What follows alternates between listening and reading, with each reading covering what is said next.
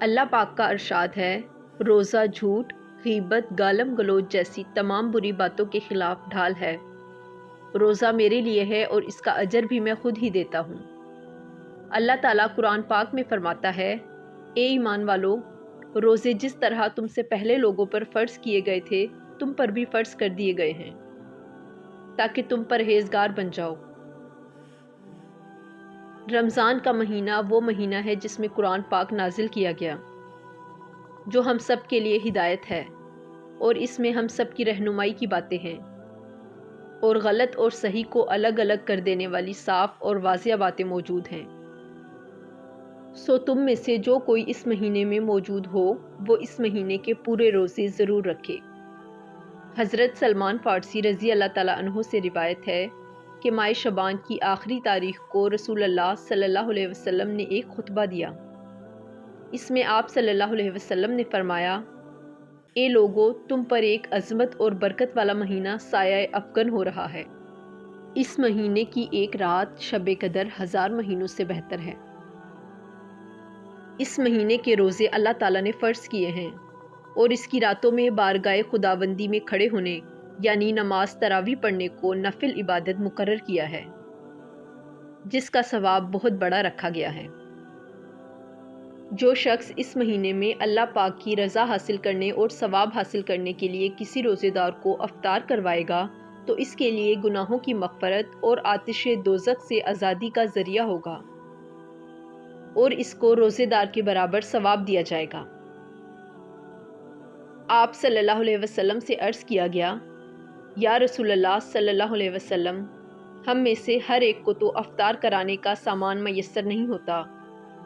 تو کیا غربا اس عظیم ثواب سے محروم رہیں گے؟ آپ صلی اللہ علیہ وسلم نے فرمایا،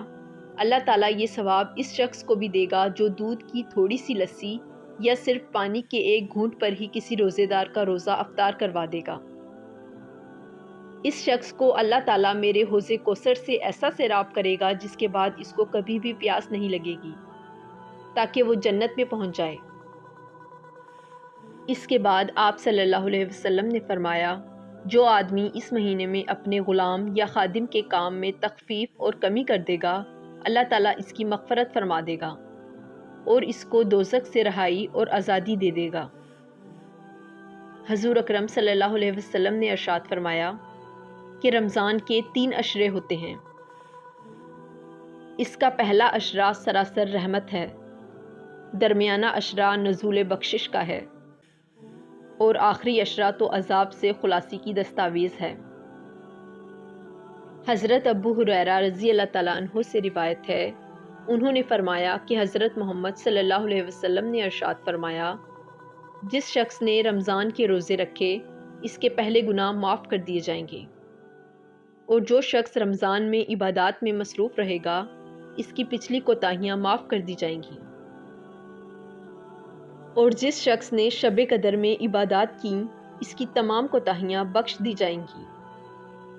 روزہ ایک ایسی عبادت ہے کہ جس کے بارے میں سرکار دو عالم صلی اللہ علیہ وسلم کا ارشاد ہے کہ اللہ تعالیٰ فرماتا ہے، روزہ میرے لیے ہے اور اس کا اجر بھی میں خود ہی دیتا ہوں۔ یعنی یہ اللہ اور اس کے بندے کا براہ راست معاملہ ہے کہ بندہ اللہ تعالیٰ کے حکم کی بجا آوری میں تمام تر کھانے پینے اور نفسانی خواہشات سے رکا رہتا ہے، اور اس کے ان آداب کی پوری پابندی کا خیال رکھتا ہے، اور ان پابندیوں کے مطابق اپنے دن رات کو گزارنے کی کاوشیں کرتا ہے، تو یقیناً اللہ تعالیٰ اس کا اجر خود ہی عطا فرماتا ہے۔ ایک اور حدیث مبارک میں ارشاد فرمایا، روزہ آدمی کے لیے ڈھال کا کام دیتا ہے، بشرط یہ کہ وہ اسے پھاڑ نہ ڈالے۔ حضرت ابو ہریرہ رضی اللہ تعالیٰ عنہ سے روایت ہے کہ جب یہ ارشاد فرمایا تو عرض کیا گیا، روزہ کس طرح پھاڑا جا سکتا ہے؟ ارشاد فرمایا، جھوٹ یا غیبت کے ساتھ، یعنی روزے کی حالت میں جھوٹ، غیبت، گالم گلوچ، لڑائی جھگڑا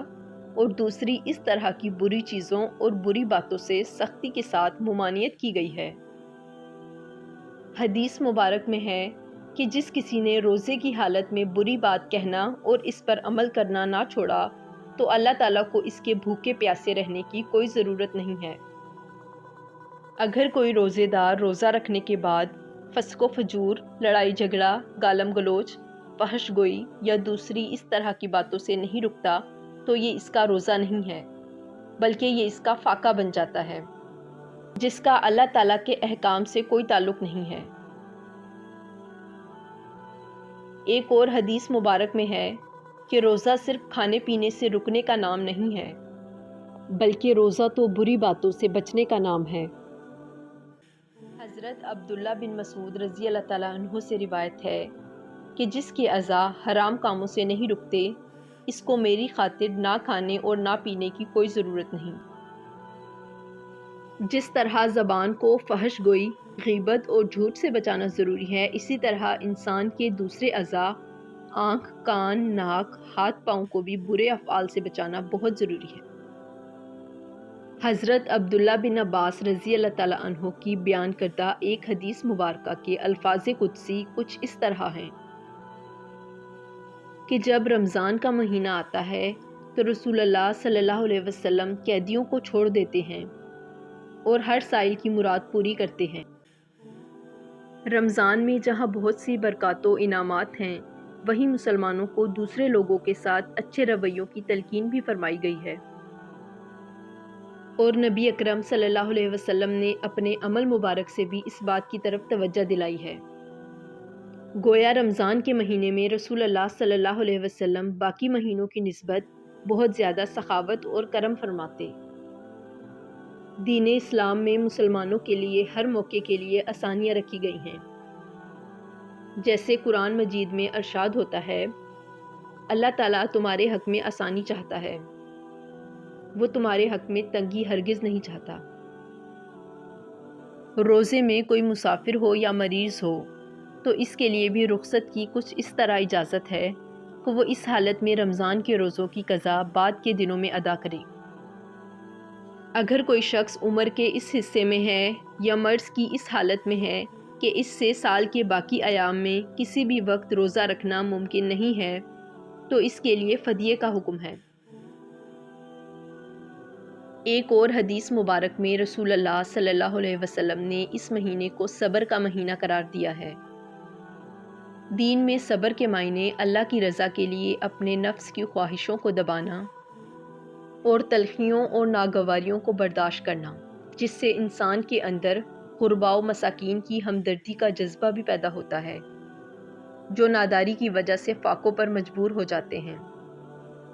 اللہ تعالیٰ ہمیں قرآن و سنت پر پورے طریقے سے عمل کرنے کی توفیق عطا فرمائے، آمین۔